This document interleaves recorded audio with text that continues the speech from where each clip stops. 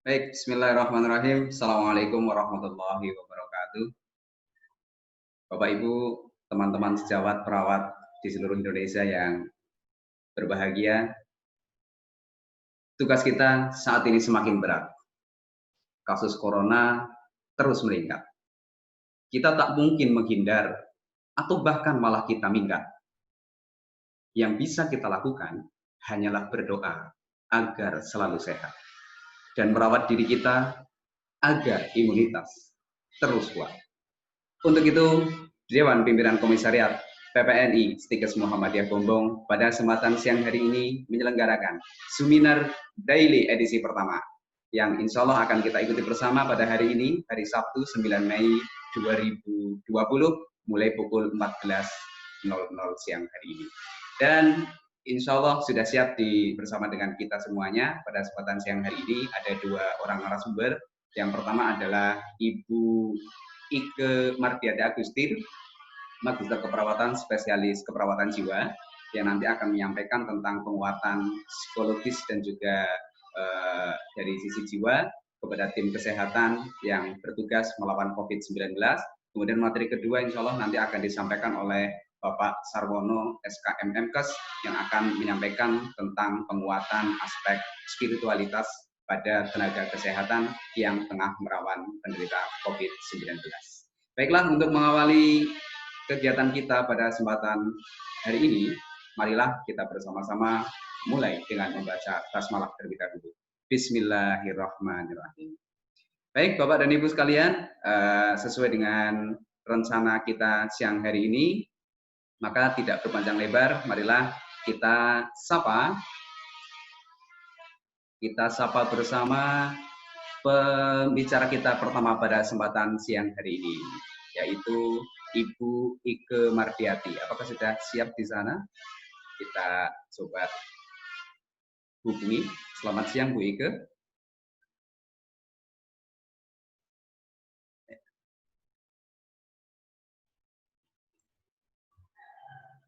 Halo, selamat siang, Bu Ike.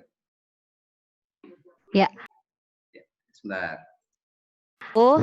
Baik, assalamualaikum pada Bu Ike. Bapak Ibu semuanya. Halo, assalamualaikum. Ya, waalaikumsalam.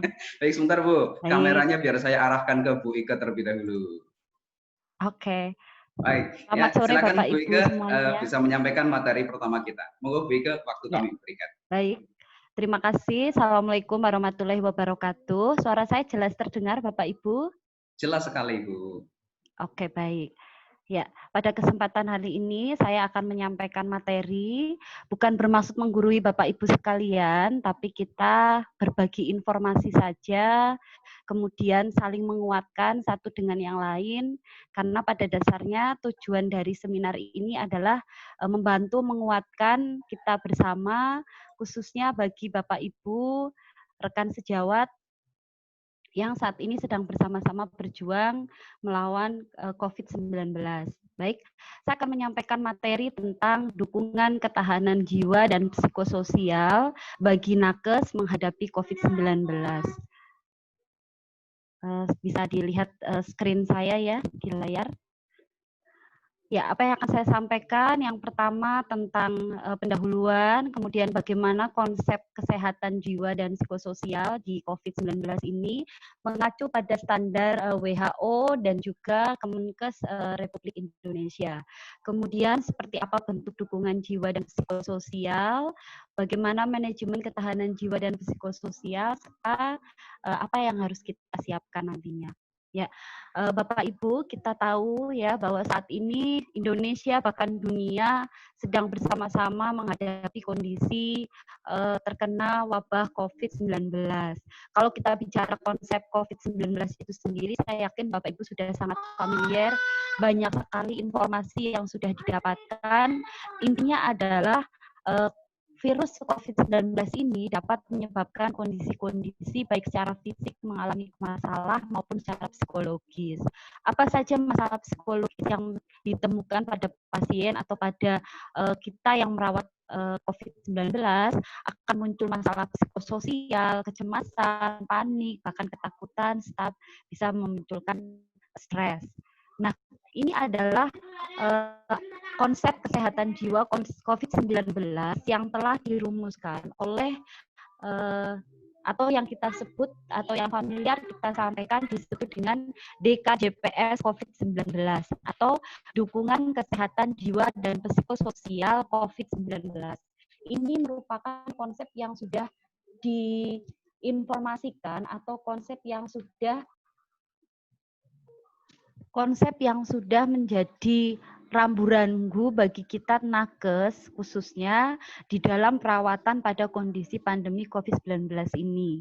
Mulai dari orang sehat, orang tanpa gejala, orang dalam pemantauan, pasien dalam pengawasan, maupun pasien yang terkonfirmasi COVID-19.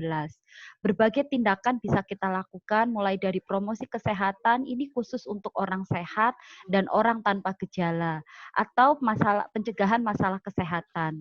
Apa saja upaya yang bisa dilakukan untuk orang sehat maupun orang tanpa gejala? Bisa melalui peningkatan imunitas fisik, peningkatan imunitas kesehatan jiwa dan psikososial, pencegahan penularan, serta pencegahan masalah kesehatan jiwa. Bagaimana untuk orang dalam pemantauan?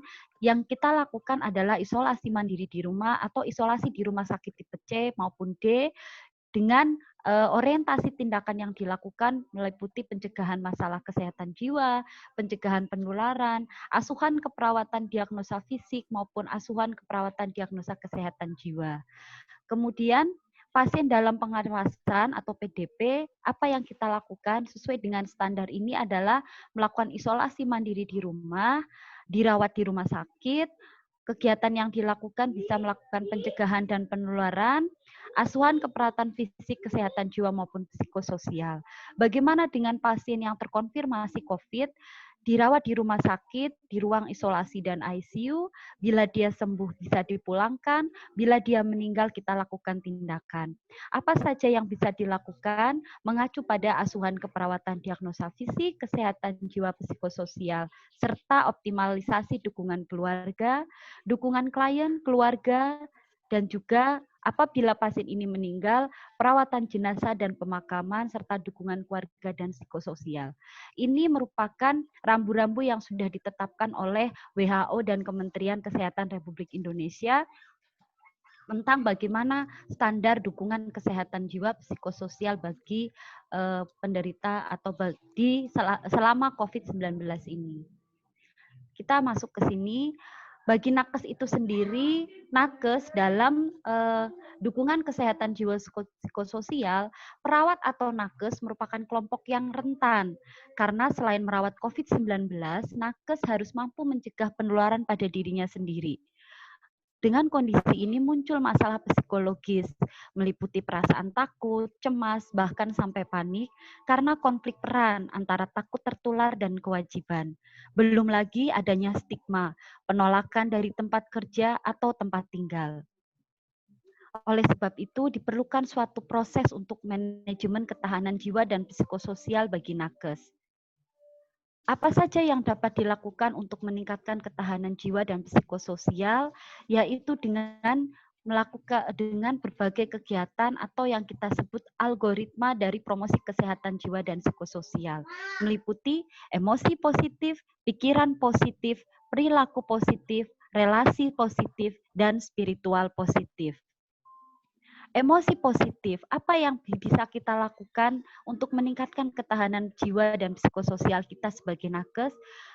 Emosi positif, gembira atau senang dapat dicapai dengan cara melakukan kegiatan dan hobi yang disukai, baik sendiri maupun di dalam keluarga. Misalnya main musik, bernyanyi, menari, bercakap-cakap hal-hal yang menyenangkan atau lucu. Kita juga bisa berkomunikasi dengan sanak keluarga dan teman sejawat, dipertahankan tentang hal-hal yang menyenangkan melalui media daring. Pikiran positif, mengenang semua pengalaman yang menyenangkan, bicara pada diri sendiri tentang hal yang positif atau self-talk positif. Selalu yakin bahwa pandemi akan segera teratasi, menghindari pikiran negatif dan berita hoax yang akan justru membombardir pikiran kita menjadi negatif.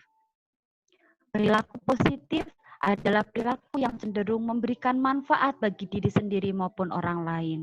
Perilaku positif ini banyak disukai oleh manusia lain. Setiap tindakan perilaku positif dapat membawa kesuksesan apabila dilakukan secara konstan dan terus-menerus.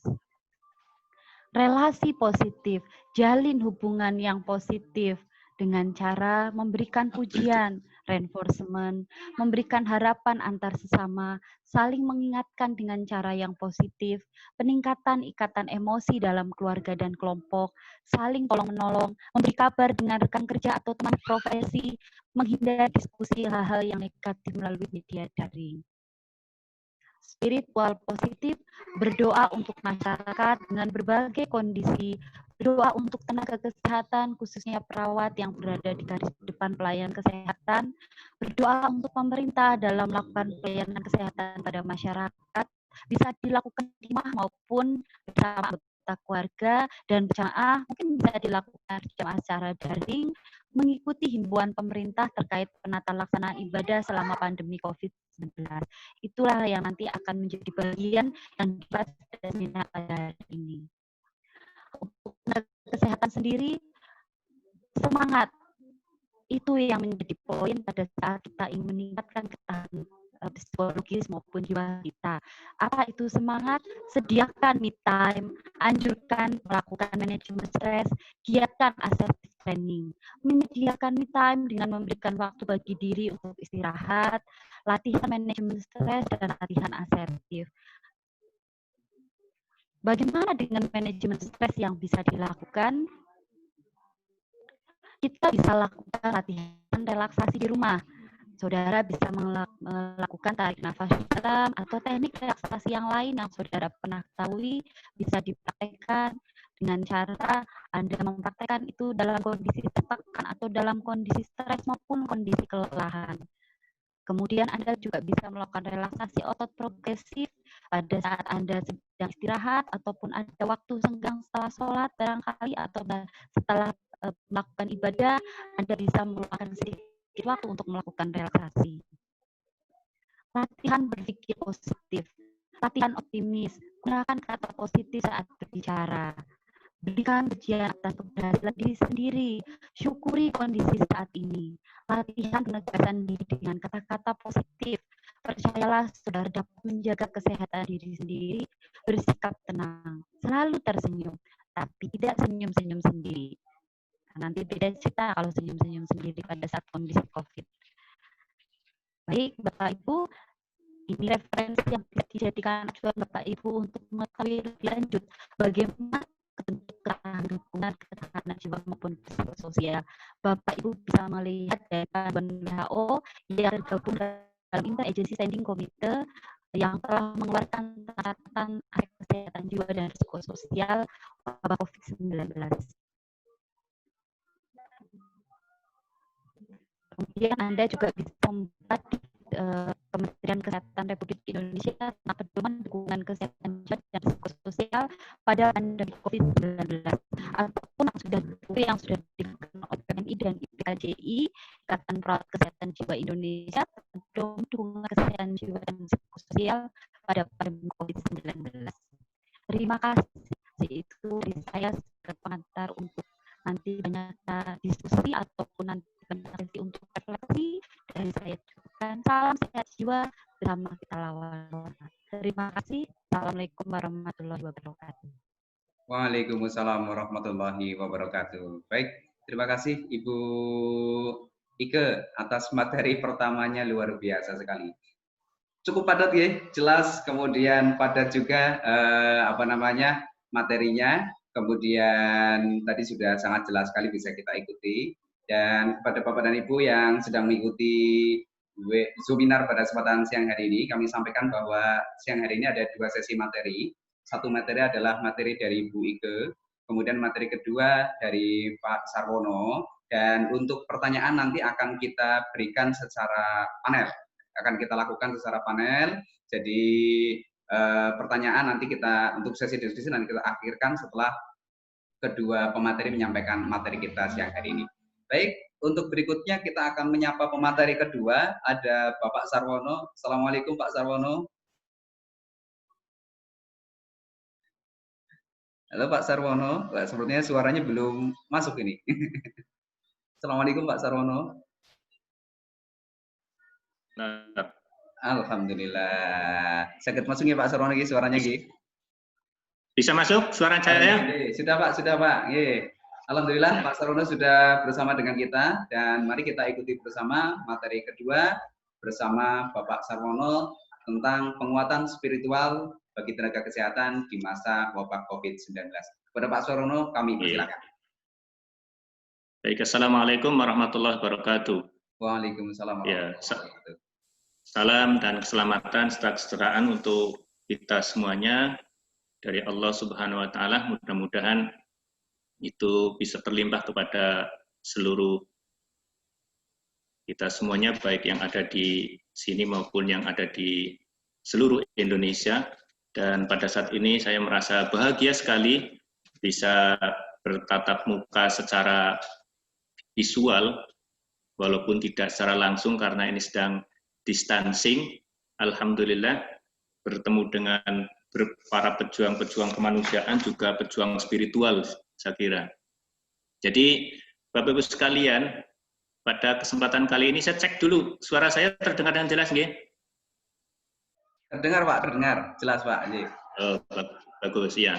Saya lanjutkan bahwa saya pada kesempatan kali ini akan menyampaikan penguatan spiritual di masa COVID-19, bahwa saya kira Bapak Ibu semuanya yang ada di seluruh Indonesia, terutama di tenaga kesehatan, sekarang sedang ditimpa tentang berkaitan keyakinan, ditimpa tentang perasaan, ditimpa tentang stigma tadi yang disampaikan oleh Bu Ike, sehingga pada kesempatan kali ini sangat penting, terutama untuk kita menggali spiritual kita. Sebetulnya saya berbicara itu juga menyampaikan untuk diri saya sendiri, karena Bapak Ibu sekalian dan saudara-saudara yang ada di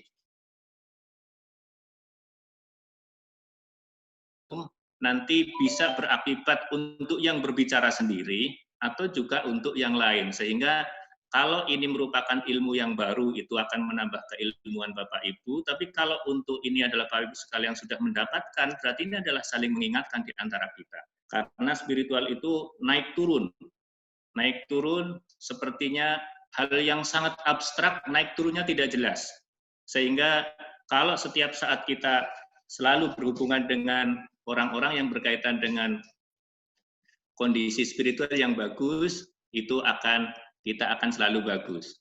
Baik, Bapak Ibu sekalian, saya kira Bapak Ibu sekalian atau saudara sekalian sudah sangat kenal bahwa makna spiritual itu, kalau kita tengok dari si bahasa itu adalah artinya spirit, kita harus mendapatkan semangat. Kalau kita sudah mendapatkan spiritual, itu kita akan mendapatkan semangat keyakinan kita masing-masing sesuai dengan keyakinan apapun, sehingga keyakinan itu akan mendapatkan harapan hidup kita. Harapan hidup kita bukan hanya harapan yang harapan duniawi, tetapi harapan yang sangat bermakna untuk kehidupan sekarang dan kehidupan yang akan datang. Termasuk dengan kondisi kemaknaan spiritual yang matang, kita akan dapat ketentraman jiwa kita. Saya kira tadi kalau sudah dibahas di psikososial atau di jiwa, itu sudah sangat masuk. Cuman Bapak Ibu sekalian, kalau kita lihat spiritual itu memang sangat umum, bahwa kalau kita lihat, Bapak Ibu juga barangkali ini sudah pernah mendengarkan, tapi ini adalah bisa sebagai untuk evaluasi diri kita. Mari kita lihat bahwa yang pernah kita dengar atau mungkin kita lupa pada saat ini, bahwa dimensi spiritual itu mencakup minimal ada dua hal, yaitu berkaitan dengan kondisi kita terhadap yang Maha Kuasa atau dimensi vertikal, dan yang kedua adalah dimensi horizontal terhadap kemanusiaan atau alam semesta. Sehingga dengan timbulnya kondisi saat ini yang ada COVID-19, bagaimana hubungan kita terhadap Yang Maha Pencipta? Bahwa COVID-19 itu diciptakan oleh Sang Pencipta, yaitu Allah Tuhan semesta alam. Maka dari itu, dengan kondisi yang saat ini sedang terjadi, bagaimana kondisi kita? Pada saat kita bekerja, atau pada saat kita jadi pasien, atau pada saat kita apa saja, apakah itu sudah kita sandarkan kepada Sang Pencipta. Kalau semua itu disandarkan kepada Sang Pencipta, kita akan lega. Termasuk kita dapat stigma. Kalau kita dapat stigma di dalam keperawatan, maupun kita petugas dapat stigma, contohnya, kalau kita sandarkan kepada yang vertikal, pada Tuhan yang Maha Kuasa, kita akan ikhlas, melahirkan rasa ikhlas. Sehingga kalau kita sudah melahirkan rasa ikhlas, kita akan bersabar. Bersabar menghadapi rintangan-rintangan yang berkaitan dengan tempaan batin kita, karena spiritual itu kan dimensi yang sangat abstrak, dimensi yang tidak semuanya itu orang tahu, kecuali nanti kalau sudah diverbalkan maupun sudah dilakukan. Maka dari itu, mari kita pada saat menghadapi saat ini kita evaluasi sebetulnya keikhlasan kita sudah sejauh mana. Kalau kita pada saat melakukan tindakan itu sudah dilandaskan kepada, ditujukan kepada keridhaan atau hanya ditujukan kepada Sang Pencipta, insya Allah itu kita bisa merasakan dengan nyaman. Tapi kalau kita akan menyandarkan kepada manusia, manusia itu tidak ada polnya atau disput ini, tidak ada ujungnya. Kalau sudah dapat ini, dapat itu. Sehingga begitu Bapak Ibu sekalian atau saudara-saudara relawan itu melakukan tindakan yang sudah sebaik-baiknya, kalau itu didasarkan untuk memuaskan dari manusia, itu tidak bakalan puas. Tetapi kalau kita sandarkan keikhlasan kita kepada Sang Pencipta, insya Allah kita akan tenang. Coba silahkan nanti dievaluasi. Kemudian untuk yang horizontal, keadaan kepada alam semesta. Jadi dengan kondisi kita, dengan keimanan, kemudian dengan kondisi kita setelah kita masuk kepada kebutuhan vertikal kepada Sang Pencipta, sehingga kita juga mestinya karena kita merupakan di suatu alam semesta ini tidak hanya kita saja. Maksudnya kita pribadi tidak hanya kita, ada manusia, ada hewan, ada alam. Termasuk manusia pun tidak hanya perseorangan. Sehingga kita mesti bisa akan melahirkan kalau kita sudah melihat sebetulnya seperti apa isi hati kita. Kalau kita ingin mengacak untuk kebutuhan spiritual kita, kita ukur aja dengan hati nurani kita. Kalau hati nurani kita itu mengatakan itu baik, insya Allah untuk yang lain itu akan bisa menyampaikan itu baik. Tetapi kalau kita ukur hati nurani kita aja sudah was-was, makanya kalau kita akan melakukan sesuatu, kita akan lahir. Bagaimana kalau saya akan melakukan ini kepada orang lain? Kalau ternyata saya melakukan ini kepada orang lain, kok orang lain itu terjadi tidak nyaman, berarti itu kita jangan lakukan. Tapi kalau kok saya melakukan seperti ini, saya menilai, oh kalau saya diperlakukan seperti ini nyaman, dan ini baik, maka kita lakukan seperti ini. Makanya kalau kita sudah akan masuk dengan kondisi yang horizontal, kita lihatlah, manusia semuanya punya kebutuhan. Manusia itu semua punya perasaan.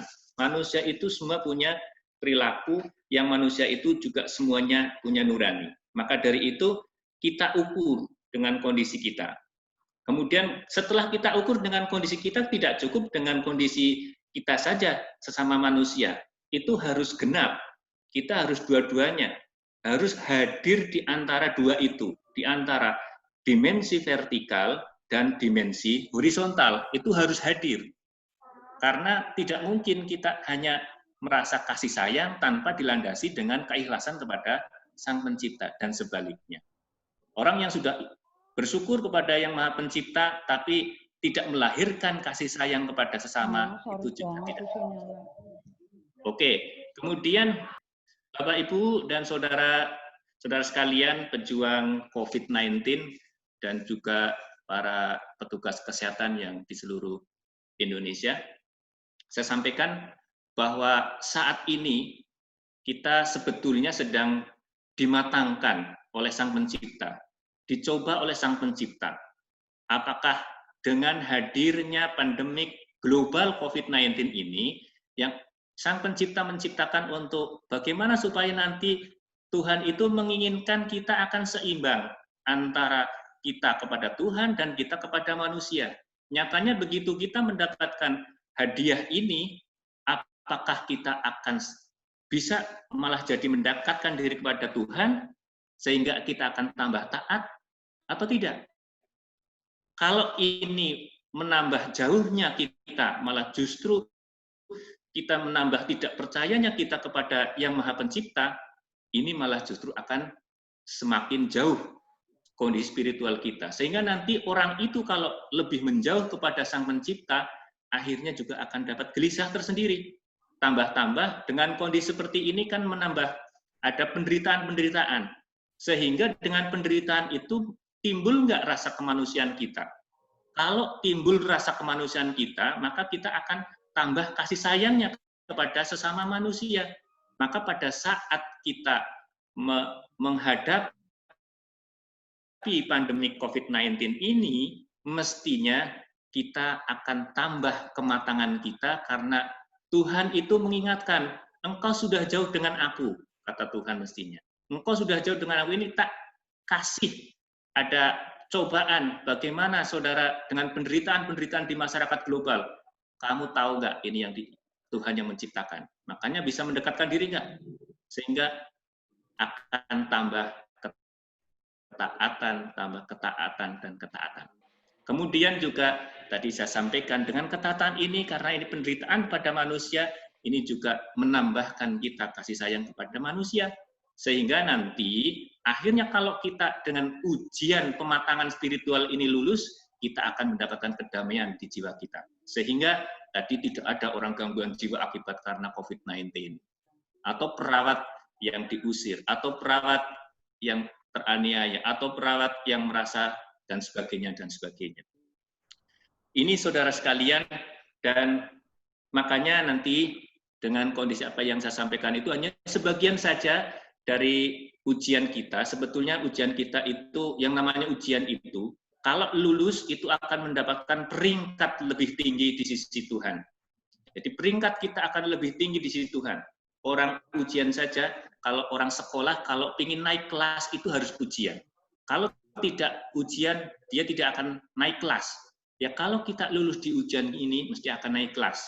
Sehingga nanti kedamaian akan meningkat akibat karena kita dapat mensyukuri atau kita dapat menerapkan, memberikan konsep atau melakukan konsep spiritual yang baik. Nah, cara untuk memperkuat spiritual kita, saudara sekalian, makanya kita, apalagi pada saat sekarang ini, setelah Tuhan itu menurunkan COVID-19 ini, maka sehendaknya atau selayaknya kita melakukan lebih dekat sehingga kita akan melakukan ketaatan kepada Tuhan. Apapun keyakinannya, kalau itu sudah kita saling taat atau kita taat, mudah melakukan. Kemudian setelah itu kita ingat, oh jangan-jangan dulu waktu saya itu melakukan sesuatu, Tuhan menegur saya supaya saya menghentikan. Makanya kita yang kedua cara untuk memperkuat spiritual itu adalah dengan meninggalkan perbuatan keji dan mungkar. Karena perbuatan keji itu adalah perbuatan yang maksiat. Maksiat kalau keji itu untuk diri sendiri, kemungkaran itu orang lain. Makanya tidak boleh kita bermaksiat untuk diri sendiri, apalagi untuk orang lain. Sehingga dengan cara ini kita evaluasi apa yang pernah kita berbuat maksiat kepada diri sendiri. Apa yang pernah kita berbuat maksiat, terutama maksiat kepada Tuhan yang Maha Kuasa. Kemudian berikutnya, kalau kita sudah sadar bahwa kita banyak maksiat, maka perbanyaklah untuk berbuat baik. Ya, makanya saya salut kepada para relawan dengan kondisi relawan saudara. Itu mudah-mudahan menjadikan ini perbuatan baik Bapak, Ibu, dan rekan-rekan itu menjadi. Kemudian dari itu akan melihat kondisi ini baik atau tidak, kita tidak tahu. Makanya kondisi itu akan baik, akan muncul tadi sudah disampaikan sama Bu Ike, itu baik, kita akan muncul, nanti ada respon verbal yang positif, ada respon perilaku yang positif. Sama, beribadah juga demikian, atau melakukan ketaatan pada Tuhan juga demikian. Respon yang positif, respon verbal, kita mestinya akan memverbalkan doa, permohonan kepada Tuhan. Kemudian mengucapkan yang baik-baik kepada manusia, menebar kasih sayang, dan perilaku-perilaku yang lain, misalnya untuk yang berkaitan dengan perilaku, ibadahnya tambah rajin, kemudian infaknya tambah rajin, pertolongan kepada yang lain tambah rajin, kemudian meninggalkan hal yang negatif. Kemudian kalau kita ingin totalitas, silahkan Bapak, Ibu, saudara sekalian, ini ada domain totalitas spiritual, kita evaluasi masing-masing dengan kondisi COVID-19, bisa nggak kita totalitas dari 8 domain ini. Yang pertama, kita percaya dengan yang pengalaman-pengalaman yang goib, karena untuk spiritual tidak semuanya nyata, ada beberapa yang goib. Contohnya kepercayaan kita kepada Tuhan, mestinya akan diperkuat. Kemudian ada perasaan cinta, love kita, terutama cinta kita kepada Sang Pencipta, cinta kita kepada manusia dan sebagainya, kepada alam semesta. Kemudian suffering, respon penderitaan. Apa yang direspon? Kalau kita mendapat penderitaan, misalnya dapat stigma, apakah justru akan menjauh dari Tuhan? Atau dengan suffering kita akan malah justru berespon untuk bagaimana kita mengevaluasi diri kita. Nah, maka dari itu, setelah kita mendapatkan suffering untuk penderitaan, bagaimana kita punya harapan? Terutama harapan hidup yang baik, dan hidup kita sesuai dengan keyakinan masing-masing, tidak hanya berakhir pada saat kematian, tetapi nanti Tuhan Yang Maha Kuasa akan memberikan balasan setelah ada kematian. Kemudian jadilah orang yang pemaaf. Kemudian selanjutnya, ya pembuat damai lah. Damai dan juga membuat kedamaian, peace and peacemaking. Kemudian juga anggun atau grace, atau dengan kata lain ikhlas. Ikhlas. Kemudian kalau kita sudah berbuat masing-masing, tapi kita ternyata tidak cukup dengan usaha fisik kita, atau usaha yang bisa kita lakukan, ada usaha yang sifatnya ghaib, yang bisa disandarkan kepada Yang Maha Kuasa. Sehingga doa merupakan permohonan kepada Yang Maha Kuasa untuk menjadikan ketenangan kita, atau mohon apa saja, karena Tuhan itu adalah Yang Maha segalanya. Saya kira itu untuk penguatan spiritual. Bagaimana, silahkan kita evaluasi masing-masing. Intinya bagaimana kita bisa mendekatkan diri kepada Sang Pencipta, dan bagaimana kita bisa mendekatkan diri kepada sesamanya, sehingga akan timbul rasa kasih sayang dan rasa timbul kepada pengabdian kepada Tuhan Yang Maha Esa.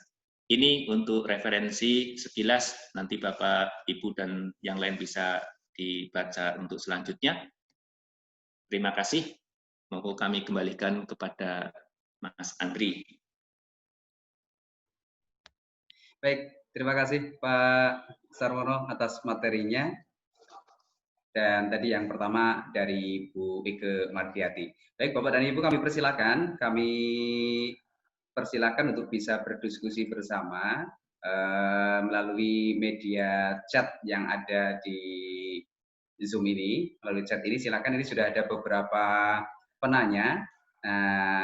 Yang lain monggo, barangkali ada yang ingin ikut bertanya bisa memanfaatkan media chat yang ada di sini untuk menyampaikan pertanyaan. Pertanyaan pertama disampaikan kepada Ibu Ike. Sebentar, Ibu Ike kayaknya masih ini ya, Bu Ike-nya masih belum on. Sebentar. Halo Bu Ike.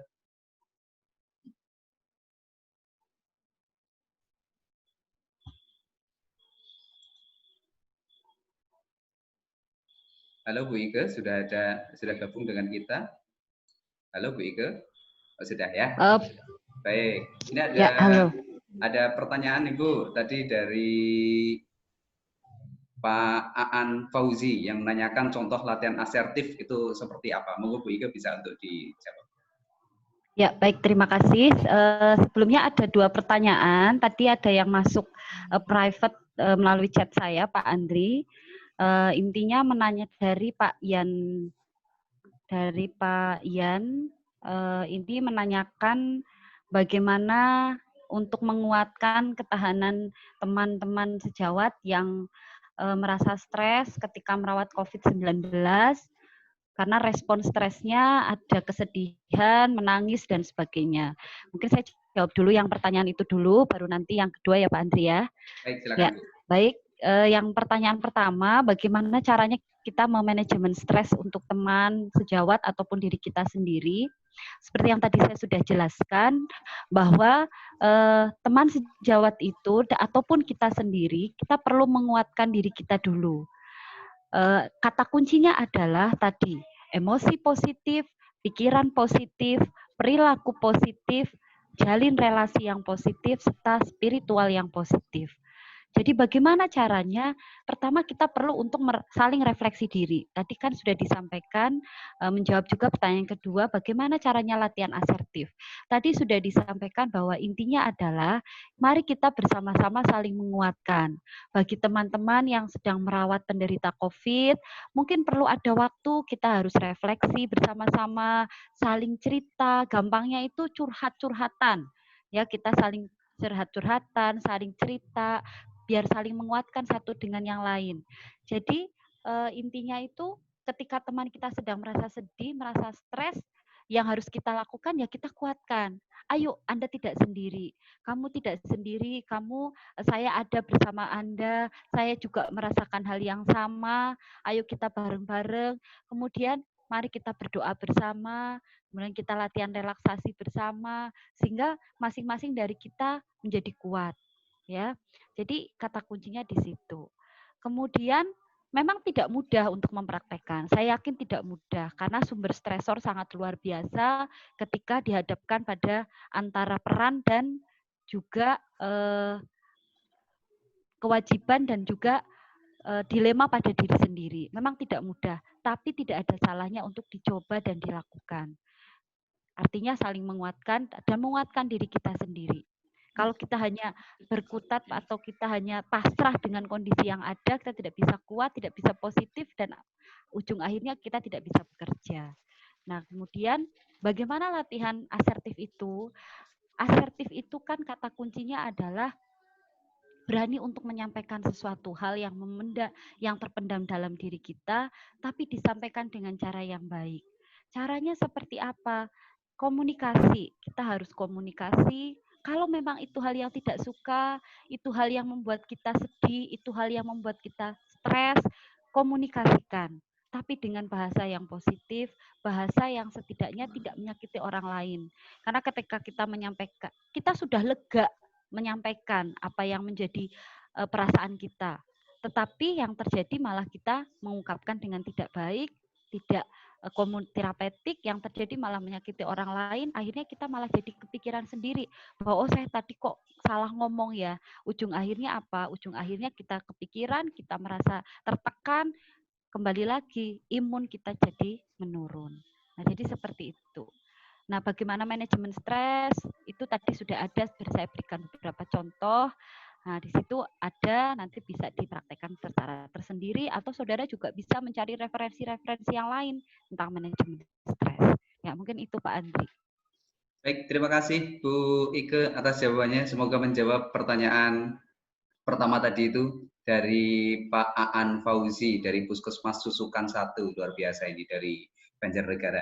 Ada yang menyapa kita ternyata Bapak Ibu dari Banjarnegara. Terima kasih atas bergabungnya. Halo Banjarnegara, luar biasa. Dari Batur ini tetap ada yang semangat. hadir. Alhamdulillah, terima kasih bisa bergabung bersama-sama dengan kita. Baik, yang berikutnya adalah pertanyaan untuk Pak Sarwono. Yang pertama dari Pak Muhammad Habib. Ini untuk Bu Ike dan Pak Sarwono ini dua-duanya. Pertanyaannya adalah bagaimana metode yang efektif untuk mengatasi psikosomatif. Di mana yang ditanyakan adalah bagaimana metode yang mudah diterapkan dan cepat mengatasi psikosomatis. Mau siapa dulu? Monggo Bu Ike dulu atau Pak Sarwono dulu? Pak Sarwono saja dulu. Baik, monggo Pak Sarwono terlebih dahulu, Pak. Iya, saya ikut sama yang muda lah. Yang tua itu nggak apa-apa didahulukan. Kayaknya Bu Ike sana sudah cukup dengan Bu Ike, tapi Bu Ike menghormati yang tua. Jadi Pak Hatib, Assalamualaikum Hatib. Pak Habib, Muhammad Habib. Oke, Pak Habib. Sebetulnya Pak Habib ini lagi ngetes kayaknya ini. Jadi yang pertama ya Pak Habib, ini penyakit psikosomatis memang kalau kita lihat digali ya gampang-gampang susah. Saya aja juga sudah bolak-balik ngandani orang yang begitu dengan model spiritual, itu sudah reda, tapi begitu reda kembali lagi dengan kasus yang sama, perasaan yang sama. Jadi kalau berdasarkan kondisi spiritual, Bapak Habib, itu yang pertama, itu kita gali kedalaman keimanan. Kalau sudah kita gali kedalaman keimanan, bisa, maksudnya caranya adalah bagaimana kita bertanya, persepsi tentang sakitnya, kemudian persepsi tentang kehadiran sakitnya.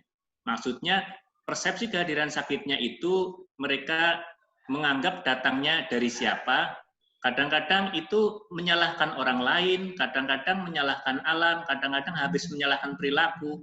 Nah, setelah itu baru kita akan masuk dengan apa yang diverbalkan. Kemudian, tapi tidak cukup dengan apa yang diverbalkan, karena kadang-kadang yang diverbalkan secara spiritual berbeda dengan apa yang diperlakukan. Makanya minimal kita lihat yang diverbalkan, kemudian perilakunya. Karena beberapa kasus yang pernah saya lakukan untuk intervensi spiritual, begitu mereka memverbalkan, sudah iya oke, begitu selesai, timbul lagi dengan perasaan yang berbeda, tapi dikaitkan lagi dengan perasaan yang sama, atau dengan bahasa kita pesakitan. Yang pertama satu itu, jadi gali sebetulnya kedalaman keimanannya dulu. Setelah gali kedalaman keimanan, supaya nanti kita tahu isi hatinya. Setelah tahu isi hatinya, baru kita masukkan dengan 8 itu, 8 konsep. Jadi konsep ketuhanan yang gaib, Sang Pencipta, bahwa setelah penyakit ini adalah dari Sang Pencipta, kemudian kalau kita akan masuk ke situ, kita bimbing kalau mereka itu punya doa ya dengan berdoa, kemudian kalau punya harapan dengan harapannya, atau kalau memang kosong dengan keimanannya, kita bisa masuk dengan memasukkan motivasi keimanan. Sehingga memang itu sangat sulit kalau mencari metode yang efektif, tapi yang metode yang paling efektif menurut saya ya, kita lihat dulu kedalaman keimanan. Kalau sudah kita tahu kedalaman keimanan, kita baru akan masuk. Karena begitu kita menyampaikan, orang itu ternyata sudah tahu. Jadi, pada saat kita menyampaikan, belum tanya-tanya, atau belum menggali, dikira malah kita menggurui. Atau dia sudah tahu duluan. Begitu nanti kita menyampaikan interaksi atau intervensi spiritual, itu, sudah pernah Mas, itu sudah pernah saya lakukan. Doa sudah pernah. Juga ibadah ini, itu sudah pernah. Tapi ternyata ajek-ajek saja, kayak gitu, atau biasa-biasa saja, atau tetap-tetap saja. Nah, maka dari itu memang paling efektif adalah pertama menggali keimanan. Keimanan sesuai dengan keyakinan masing-masing. Kemudian baru masuk pada intervensi dari perilaku dan verbal. Begitu Pak Muhammad Habib. Saya kira tidak memuaskan, nanti akan dibahaskan oleh Bu Ike ini. Bukan ahlinya memuaskan. Ya, saya menambahkan untuk Pak Habib ya. Ya, jadi begini Pak, kalau kita bicara psikosomatis, apa yang tadi dipaparkan Pak Sarwono sebagai perawat, kita perlu untuk kalau kita bicara perawat itu kan kita mulai dari pengkajian. Jadi kita memang harus mengkaji dulu. Harus dikaji sebetulnya apa yang menjadi melatar belakangi, atau kalau kita bicara perawatan jiwa ya apa faktor predisposisi yang menjadi latar belakang kenapa orang ini kemudian menjadi psikosomatis. Mungkin ada aspek-aspek yang tidak terpenuhi sebelumnya sehingga membuat dia merasa ingin. Psikosomatis itu kan bagian dari cara individu untuk meningkatkan eksistensi diri. Nah, sehingga perlu kita identifikasi lebih lanjut sebetulnya apa faktor penyebabnya. Kita kaji, kemudian setelah kita tahu dia mengungkapkan, ya kita langsung memberikan intervensi-intervensi yang ada hubungannya dengan apa yang menjadi latar belakang dari si pasien ini mengalami psikosomatis. Lain-lain seperti yang tadi dipaparkan oleh Pak Sarwono, memang kata kuncinya adalah penguatan ya, penguatan pada individu ini sendiri. Ya, untuk mau mengungkapkan sebetulnya apa yang melatar belakangi. Lain-lain, desensitasi sistematis itu juga bisa menjadi salah satu cara untuk mengatasi psikosomatis. Desensitasi itu apa? Kita dekatkan pada sumber yang membuat seseorang ini mengalami psikosomatis. Kalau kita sudah mengetahui apa faktor penyebabnya, kemudian kita dekatkan sumbernya, harapannya akan mengurangi psikosomatisnya. Ya, mungkin seperti itu, Pak. Baik, Bu Ike, nyambung satu lagi, ini ada pertanyaan dari Pak Erwin Kusetiawan terkait merawat pasien geriatri. Bagaimana mengatasi stres pada tenaga kesehatan yang merawat pasien geriatri, Bu? Monggo, Bu. Oke, baik. Assalamualaikum Pak Erwin. Ini Pak Erwinnya Butris bukan ya? Iya, barangkali ya. Oke. Ya, mungkin sekedar berbagi informasi saja. Kalau bagaimana caranya mengatasi lansia yang stres dalam kondisi COVID-19, Pak Erwin nanti bisa membaca lengkap ada di buku pedoman dukungan kesehatan jiwa psikososial yang dikeluarkan oleh Kemenkes maupun oleh Ikatan Perawat Kesehatan Jiwa. Di situ sudah ada alurnya perawat itu harus melakukan apa saja untuk si lansia. Sebetulnya intervensi yang diberikan sama seperti yang tadi sudah saya jelaskan. Mulai dari meningkatkan ketahanan psikologis, kemudian melatih manajemen stres. Nah, itu mungkin nanti bisa dibaca. Sementara untuk perawatnya sendiri seperti apa? Sebetulnya lebih general. Kalau perawat itu ya intinya mau dia dihadapkan pasien lansia maupun anak-anak, khususnya kelompok rentan ya, karena lansia ini masuk dalam kategori kelompok rentan dalam DKJPS atau dukungan kesehatan jiwa psikososial ini. Apa yang perlu dilakukan oleh perawat? Perawat harus mampu untuk mengatasi stres dalam dirinya dulu, baru dia bisa mengatasi stres orang lain. Kalau perawatnya tidak mampu mengatasi stres pada dirinya, dia tidak akan bisa untuk mengatasi masalah orang lain. Itu saja intinya. Jadi, kalau untuk lansianya seperti apa, Bapak bisa baca lebih lanjut.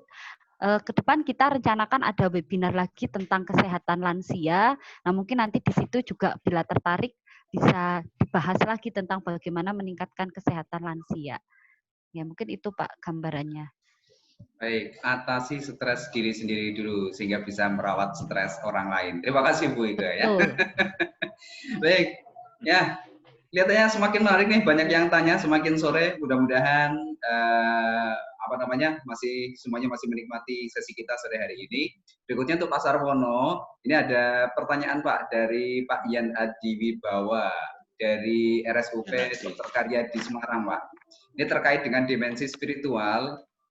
Ini ceritanya untuk hubungan vertikal kita bisa dinilai bagus, tapi untuk hubungan horizontal orang kadang kurang baik, seperti ketakutan yang tidak jelas atau parno. Kalau anak zaman sekarang itu bilangnya seperti itu, sampai-sampai menjauhi petugas yang terjun ya di COVID. Adakah konsep keseimbangan antara dimensi spiritual yang salah pada orang tersebut? Begitu Pak pertanyaannya, monggo Pak. Ya, terima kasih Pak Ian Adiwibawa. Apa Ian Adiwibawa yang sudah pernah saya kenal apa belum ya? Aku belum tahu. Ya, oke Pak Ian, bisa dengar suara saya Pak Ian ya? Halo. Insya Allah sakit Pak. Insya Allah sakit Pak. Oke, Pak Ian, bahwa ada dimensi spiritual yang vertikalnya bagus, tapi ternyata ada keparnoan dari sisi dimensi vertikalnya, horizontalnya itu kok kurang. Apa ada itu bagaimana ya? Yang memang itu mestinya kalau kita benar-benar dimensi spiritual dari sisi horizontalnya akan melahirkan kondisi amalan yang baik, itu mestinya begitu masuk kita sadar bahwa ini adalah merupakan, misalnya ya, kematian itu adalah dari Tuhan. Kemudian penyakit itu adalah dari Tuhan. Siapapun bisa kena. Lah kenapa kita tidak kok muncul jadi rasa empati atau muncul rasa kasih sayang pada yang sedang sakit, malah justru petugasnya kita benci, berarti itu ada kesalahan saat mereka itu hubungan vertikalnya. Berarti belum betul-betul menyandarkan kondisi ini kepada Sang Pencipta. Coba kalau memang benar-benar ini sudah menyandarkan benar, ini mesti akan seimbang. Ini sudah dijamin akan seimbang. Kalau orang itu ilmunya misalnya spiritual yang akan ke vertikal kemudian diamalkan, sekali lagi ilmu yang vertikal itu akan diamalkan karena yang vertikal itu kan itu ada ketaatan ya. Karena itu ada ketaatan dan ketaatan untuk menjauhi larangan. Kalau kita kok ada ketaatan menjauhi larangan, oh kita tidak boleh untuk mengucilkan orang, kita tidak boleh memparnoi orang. Itu kan berarti ada kesalahan terhadap persepsi spiritual kita kepada vertikalnya. Sehingga perlu kita benahi di dalam diri. Setelah kita kembalikan ke vertikalnya, kita kembalikan ke dirinya. Nah, maka dari itu jelas tidak ada keseimbangan. Berarti tidak masuk kondisi spiritual vertikal di dalam hatinya. Hanya baru pada mungkin lesannya, mungkin pikirannya, tapi belum pada masuk pada perasaannya. Kalau kita totalitas sampai kepada perasaannya, insya Allah itu akan seimbang, akan masuk pada yang dimensi horizontal. Begitu Pak Ian. Mudah-mudahan tidak puas. Mudah-mudahan puas Pak. Ini dijawab Pak. Alhamdulillah betul Pak. Ini ternyata Pak Ian yang ini pernah kontak dengan Pak Sarwono. Alhamdulillah. Terima kasih masih ingat dengan saya Pak. Itu jawabannya. Baik Bapak dan Ibu, sepertinya semakin hangat diskusinya. Supaya kita rileks, kita saksikan pesan sponsor dulu dari Stikes sejenak. Setelah itu akan kita lanjutkan lagi diskusi kita.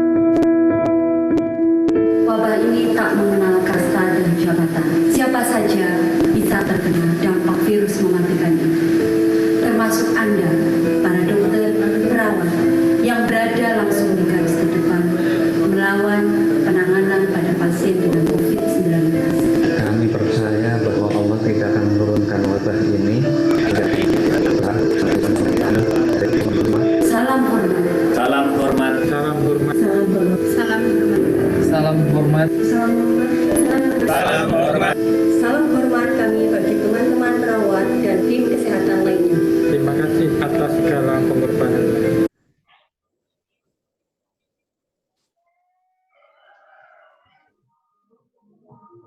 Baik, ini sudah cukup dan kita lanjutkan diskusi kita.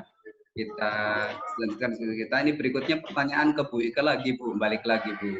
Ini ada pertanyaan dari Mbak sepertinya ya Mas ini, Mbak Novi Indrayati dari Stikes Kendal atau Ibu ya. Ini pertanyaannya adalah bagaimana mengatasi stres pada anak-anak. Nah, karena ini kan akan berbeda ya. Monggo Bu bisa ditanggapi Bu. Iya, baik. Terima kasih. Assalamualaikum Bu Novi ya dari Stikes Kendal. Oke, terima kasih sudah ikut bergabung. Baik, saya akan menjelaskan bagaimana penanganan stres pada anak di kondisi pandemi ini. Prinsipnya tata laksananya itu sama dengan tata laksana secara umum pada dukungan kesehatan jiwa dan psikososial.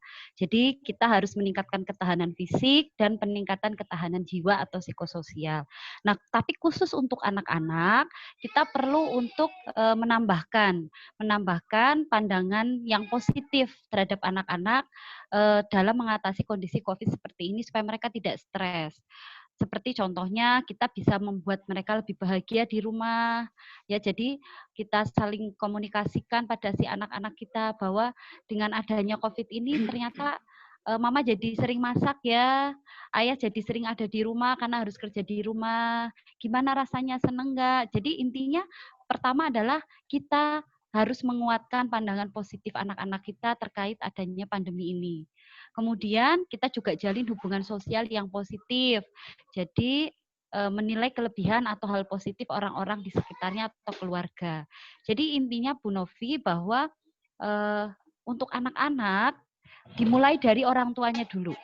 Kalau orang tuanya happy, orang tuanya merasa bahagia, orang tuanya bisa mengatasi stres atau tekanan dalam dirinya, itu pasti nanti akan berdampak pada anak-anak kita. Banyak kegiatan positif yang bisa dilakukan dengan anak-anak, kemudian banyak hal yang bisa kita kerjakan dengan anak-anak. Tapi kalau orang tuanya sendiri sudah merasa stres ya, aduh ini di rumah malah banyak tugas, ibu malu pusing dan sebagainya gitu ya. Nah, ini orang tuanya harus diatasi dulu gitu ya, stresnya gitu. Sehingga nanti anak-anak juga bisa energi positif kita bisa yang mengalir ke anak-anak kita. Tapi kalau kita banyak negatifnya, justru energi negatif itu yang nyalur ke anak-anak. Akhirnya mamanya sering uring-uringan, ayahnya juga pusing karena kuotanya banyak habis terus untuk kerja dari rumah, anaknya yang jadi korban, ya akhirnya malah si anak ini tambah stres. Karena sejatinya mereka sebenarnya jauh lebih stres karena mereka nggak bisa ketemu banyak teman-teman, main, dan sebagainya. Nah ini yang harus dikuatkan. Intinya dari orang tuanya dulu, baru nanti ke anaknya. Ya, semoga jawabannya bisa diterima. Ya. Pak Andri belum aktif itu mic-nya. Oh ya, mohon maaf ya. Baik Ibu, lanjut Ibu. Ini ada pertanyaan berikutnya dari mungkin Ibu ya, dari Ibu Cucuk. Mohon izin bertanya, untuk stigma negatif ini sudah tidak berlaku sistemis, di mana tidak hanya masyarakat secara individu dan lain sebagainya. Sebagai contoh kemarin waktu penolakan jenazah waktu di Semarang terhadap tenaga kesehatan. Nah, yang ditanyakan adalah bagaimana advokasi sebagai perawat jiwa atau tenaga kesehatan terhadap kasus ini. Ya, baik, terima kasih. Nanti mungkin Pak Sarwono sambil menambahkan, nggih. Bagaimana advokasinya sehingga Ikatan Perawat Kesehatan Jiwa Indonesia pun sudah mengeluarkan yang namanya panduan dukungan kesehatan jiwa psikososial, di mana di dalamnya itu berisi pula edukasi dari tatanan paling bawah, yaitu keluarga sampai dengan ke pengambil kebijakan, yaitu sampai dengan Kementerian Kesehatan. Di situ sudah ada hal-hal apa saja yang harus dilakukan. Sebetulnya adanya penolakan dari masyarakat terkait nakes itu diakibatkan karena minimnya informasi. Selain minimnya informasi, stigma negatif, kemudian pemberitaan yang justru banyak menyudutkan hal-hal negatif. Nah, ini yang menyebabkan atau ini yang kemudian berdampak masyarakat menjadi panik sehingga mereka bisa melakukan hal-hal apapun, termasuk mengusir atau mengucilkan, menstigma teman-teman sejawat atau perawat. Sehingga yang dilakukan saat ini ya kita harus mengedukasi. Mari kita sama-sama menyebarkan berita yang positif. Ya, karena kita tidak mudah untuk membalikan keadaan yang tadinya banyak berita-berita hoax, banyak berita-berita negatif menjadi diubah ke berita-berita yang positif, tapi harus kita lakukan karena kalau tidak masyarakat kita pun tidak akan berubah. Nah, bentuk advokasinya seperti itu dan kemudian yang lain juga bisa bekerja sama dengan PPNI sendiri kan juga sudah ada kegiatan-kegiatan untuk advokasi terkait hal ini. Alhamdulillah gerakan-gerakan kita pun disupport dengan baik oleh pemerintah, banyak apresiasi sehingga saya rasa ini menjadi bentuk advokasi yang nyata dari teman-teman perawat, nakes kepada masyarakat. Seperti itu. Baik, terima kasih Bu Ike. Pak Sarwono, monggo barangkali bisa menguatkan, menambahkan. Iya, sudah sore. Kayaknya nggak begitu kuat. Jadi ini tadi menambah kayaknya garis tengah lah, jangan garis atas. Jadi kalau tadi sudah ada stigma yang massal atau sudah parno massal, itu ada dua hal yang salah. Maksudnya dua hal informasi yang mungkin berkembang ke masyarakat yang tidak pas. Yang pertama kalau ditinjau dari spiritual, itu ada mungkin anggapan masyarakat begitu ditangani oleh petugas, dari sisi kesyariannya terjamin enggak kayak gitu, sehingga di suatu tempat nanti akan jadi masalah, jangan-jangan malah nanti timbul jadi hantu kayak gitu. Kemudian yang kedua dari sisi keamanan. Dari sisi keamanan, keamanannya masih dipertanyakan sama masyarakat. Sehingga inilah informasi yang mestinya harus diberikan ke masyarakat bahwa kalau jenazah COVID itu kan memang ditangani oleh petugas. Petugas baik dari petugas medik maupun petugas bina rohani. Sehingga begitu itu sudah ditangani oleh petugas, mestinya itu sudah keamanannya terjamin dan syar'inya terpenuhi. Sehingga itu yang perlu disampaikan ke masyarakat. Maksudnya keamanan karena sudah dilakukan tindakan keamanan yang berlapis-lapis-lapis, Bapak Ibu saya kira tahu di bagian perawat itu bagaimana cara untuk memandikan sampai mengkafani, sampai mengubur, itu kan sudah tahu. Tingkat keamanannya kan berlapis-lapis. Kemarin kalau saya hitung aja desinfektannya bisa sampai 7 kali, 8 kali. Itu sudah berlapis-lapis. Itu pun masih dibungkus plastik dan sudah aman. Nah, itu yang perlu disampaikan untuk ke masyarakat bahwa ini pasien atau ini jenazah-jenazah yang aman. Kemudian yang kedua itu jenazahnya sudah dirawat sesuai dengan syariat. Syariat maksudnya syariat itu sesuai syariat agamanya masing-masing. Kalau dengan Islam ya sudah sesuai dengan Islam. Kalau Kristen misalnya dan Buddha dan sebagainya itu kan sudah dipasrahkan kepada masing-masing pemangku bin rohnya atau bin roh agamanya. Sehingga ini yang perlu disampaikan saya kira. Jadi masyarakat nggak usah khawatir. Intinya Mas Andri sama tadi yang bertanya, saya mohon maaf lupa namanya, itu disampaikan kepada masyarakat jenazahnya aman dan sudah sesuai syar'i, kayak gitu. Baik, terima kasih Pak Sarwono. Begitu pencerahannya, begitu juga penambahannya. Dan baik, kami sampaikan kepada Bapak Ibu yang sedang mengikuti seminar pada sore hari ini. Diskusi kita mungkin akan segera kita cukupkan, karena setelah ini akan ada sesi curhat yang mungkin nanti akan dipandu oleh Bu Ike. Barangkali ada yang ingin curhat. Dan satu pertanyaan terakhir Bu, ini ada yang bertanya dari Perembun ini, dari Pak Muflis, dari RSUD Perembun. Tanya bagaimana cara kita untuk saling menguatkan, untuk saling menguatkan antara teman sejawat, karena banyak yang sesama perawat itu sama-sama down. Ini untuk saling menguatkan gimana caranya? Monggo. Oke, baik. Ya Pak Muklis, ya terima kasih sudah bergabung Pak. Ya yang perlu dikuatkan adalah kita harus punya me time. Me time itu apa? Waktu untuk kita. Kalau kita sama-sama down, mari kita kuatkan bersama-sama.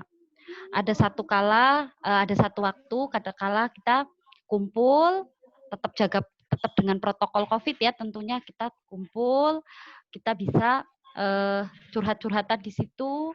Mungkin kita bisa sambil refleksi, mungkin perlu kalau memang harus nangis ya kita nangis, tapi setelah kita selesai dari kegiatan itu, udah plong rasanya, kita bisa melakukan aktivitas. Yang kedua, bisa juga dari grup itu ya, kalau Pak Muklis punya grup dengan teman sejawat, di grup itu ayo disiarkan hal-hal yang positif, yang semangat. Minimal dalam satu hari itu kita punya pujian lah untuk di grup itu. Semangat pagi teman-teman atau apapun itu ya, mungkin juga bisa mengeluarkan, nanti Pak Sono mungkin bisa mengarahkan kalau perlu ada disiarkan di situ kutipan-kutipan ayat atau hadis yang memang bisa menguatkan, ataupun doa-doa yang lain yang memang itu bisa menguatkan. Apa saja. Ya, jadi memang dikurangi, boleh stres, tapi kita juga harus bisa memanajemen stres kita. Karena itu normal. Ya, Bu Ike orang alami. Ya, saya memang tidak ngalami langsung gitu ya, tidak ngalami langsung, tapi saya juga merawat, saya juga berhadapan dengan teman-teman sejawat yang dalam kondisi seperti itu. Tapi dimulai dari kita, ayo bersama-sama pasti kita bisa. Ya, itu seperti itu Pak Muklis ya. Baik, butuh konsultasi lebih lanjut, nah bisa kontak saya ya. Ya. Silakan bisa kontak Bu Ike ya yang butuh konsultasi lebih lanjut. Ya, terima kasih Bu Ike dan juga Pak Sarwono. Dan Bapak Ibu teman sejawat perawat dimanapun berada, alhamdulillah kita sudah melalui sesi diskusi, dan sebelum kita masuk sesi berikutnya, barangkali bisa diberikan closing statement dari kedua pemateri kita hari ini. Monggo yang pertama Bu Ike, mungkin ada sesuatu yang ingin dikuatkan, monggo Ibu. Ya, yang ingin saya kuatkan adalah manajemen stres dari dalam diri kita sendiri, baru kita bisa memanage stres ataupun masalah psikologis orang lain. Bagaimana manajemen stres? Emosi positif, pikiran positif, perilaku positif, relasi positif, dan spiritual yang positif. Bismillah, semoga itu bisa kita lakukan bersama-sama. Ya, semuanya serba positif. Terima kasih Bu Ike. Dan berikutnya monggo pada Pak Sarwono.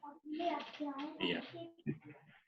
Iya, untuk yang dari saya kira sangat singkat. Yang pertama itu, ini adalah menjadi bahan untuk evaluasi diri kepada kita, apakah kita malah dengan kondisi semakin dekat kepada Tuhan atau semakin jauh.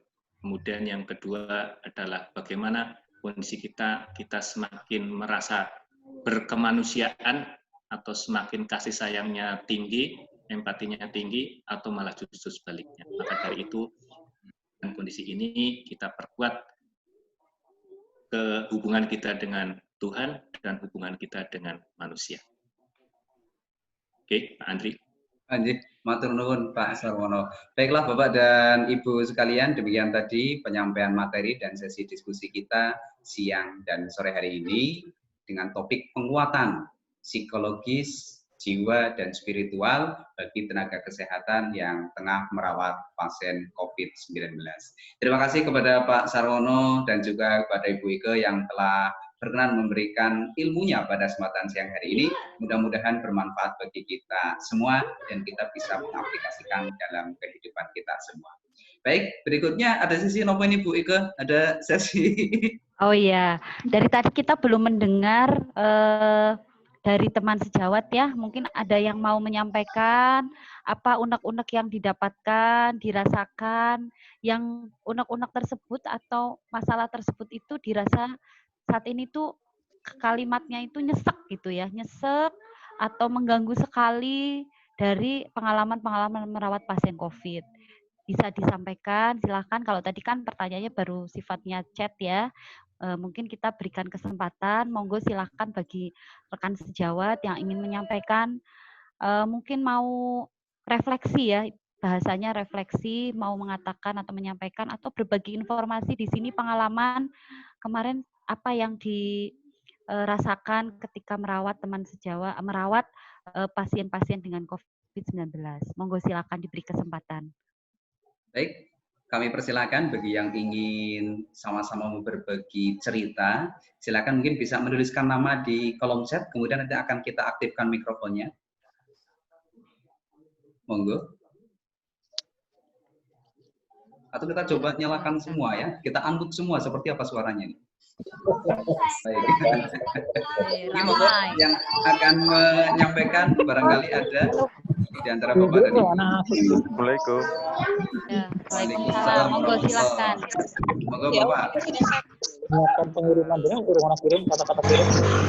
Dengan sinten nggih? Mbak Rina. Apa-apa. Di bawah. Oh nggih. Dari Pak Ian, Pak Ian. Baik. Dari Karyadi nih, yang pengalaman ini. Pak Ian bisa cerita. Bentar, kami matikan semua dulu. Kemudian penyebabnya nanti saya nyalakan Pak sebentar Pak.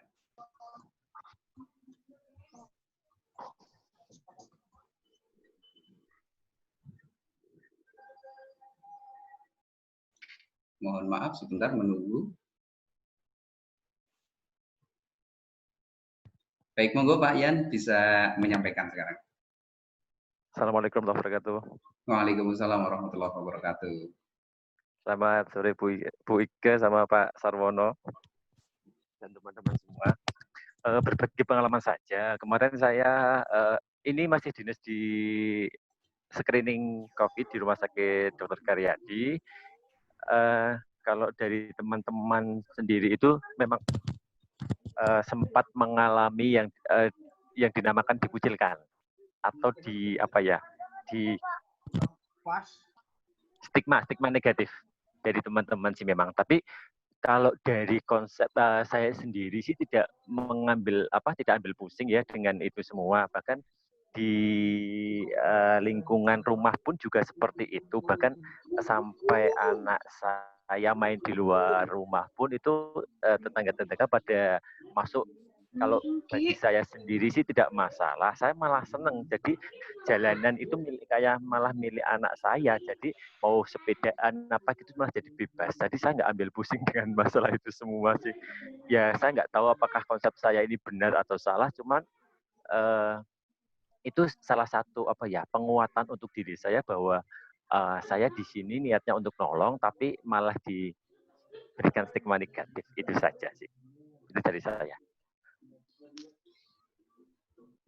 Oke, terima kasih. Mau pikir? Ya, luar biasa, kita beri apresiasi dulu pada Pak Ian ya.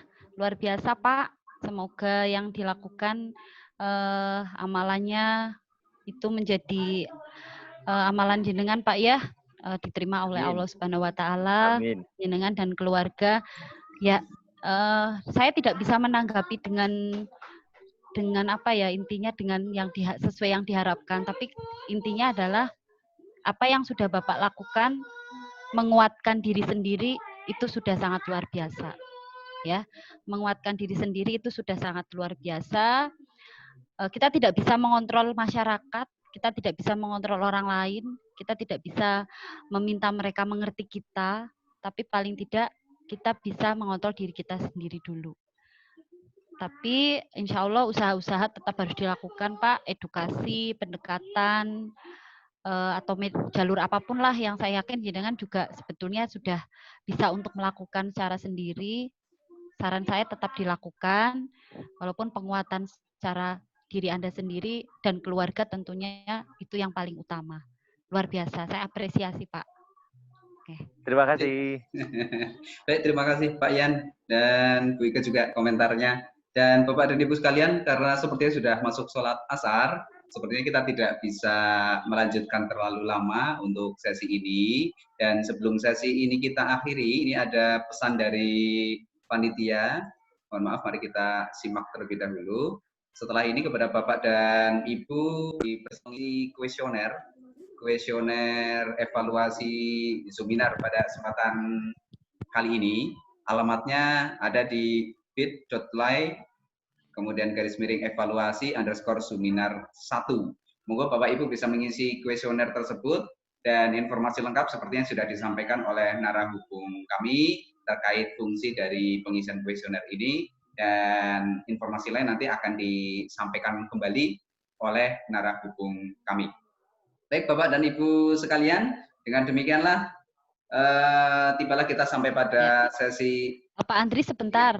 Silakan Ibu. Bagi teman-teman yang tadi bertanya belum dijawab, mungkin nanti bisa bertanya melalui grup, bisa difasilitasi oleh panitia yang ada di grup. Nanti bisa kita berikan jawaban atau arahan ya, karena waktunya memang terbatas, jadi tidak bisa semua pertanyaan kita tampung begitu. Baik. Ya. Demikian Bapak dan Ibu, nanti untuk kalau masih ada pertanyaan yang barangkali ingin dijawab atau pertanyaan yang belum terjawab yang sudah masuk baik lewat chat pribadi dan lain sebagainya, nanti akan dibantu melalui grup yang sudah dibuatkan oleh narasumber. Baik Bapak dan Ibu yang berbahagia, maka tibalah kita sampai pada sesi terakhir yaitu penutup. Mari kita akhiri bersama. Gimana, foto Ibu dulu Pak Andri. Oh, dibuka dulu semua, videonya dibuka dulu semua. Baik, sebelum ditutup, mari kita baik dibuka terus videonya. Di print screen sama Pak Andri. Baik. Minta semuanya membuka video. Tampilkan wajahnya yang ceria. 1, 2, 3. Yuk, tampilkan semua. Oke, senyum semua. Yang belum terbuka dipanggil Pak, yang belum terbuka. Sebentar ya, saya ini dulu ya. Saya pindahkan dulu.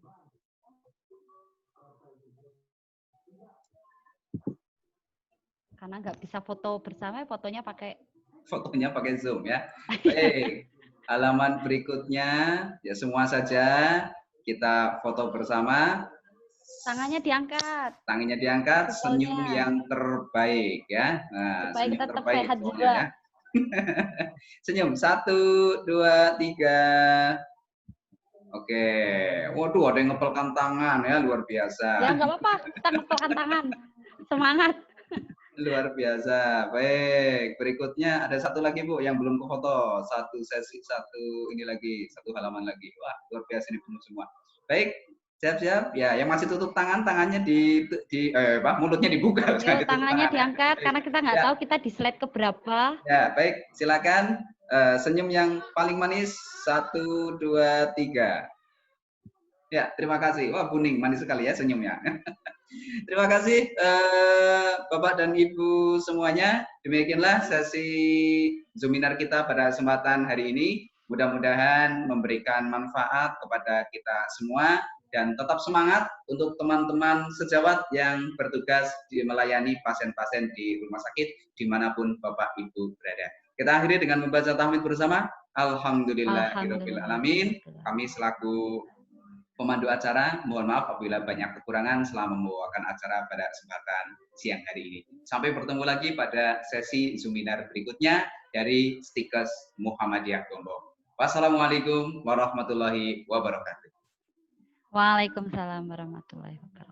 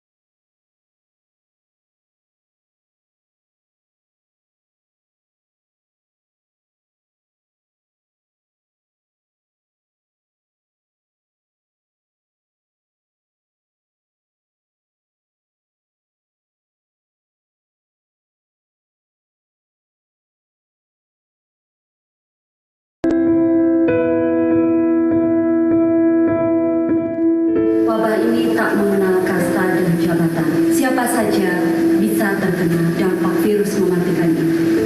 Termasuk Anda, para dokter, perawat, yang berada langsung di garis terdepan melawan penanganan pada pasien dengan COVID-19. Kami percaya bahwa Allah tidak akan menurunkan wabah ini kecuali setiap hari di balik kita. Tetap bersabar, semangat. Kami hanya bisa mendoakan bahwa Allah akan mengganti rahmu, kepesan keringatmu. Semoga Allah selalu melindungi Anda semua.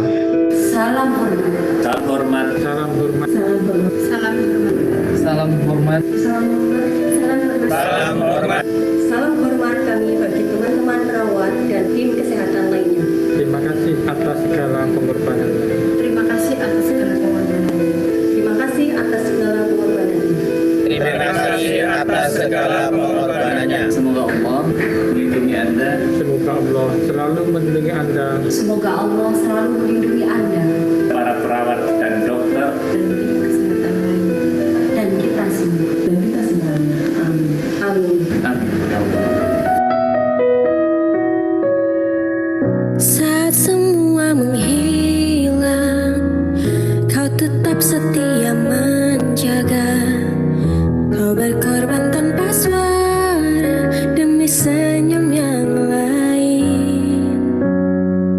Saat semua tertidur, kau terjaga sepanjang waktu.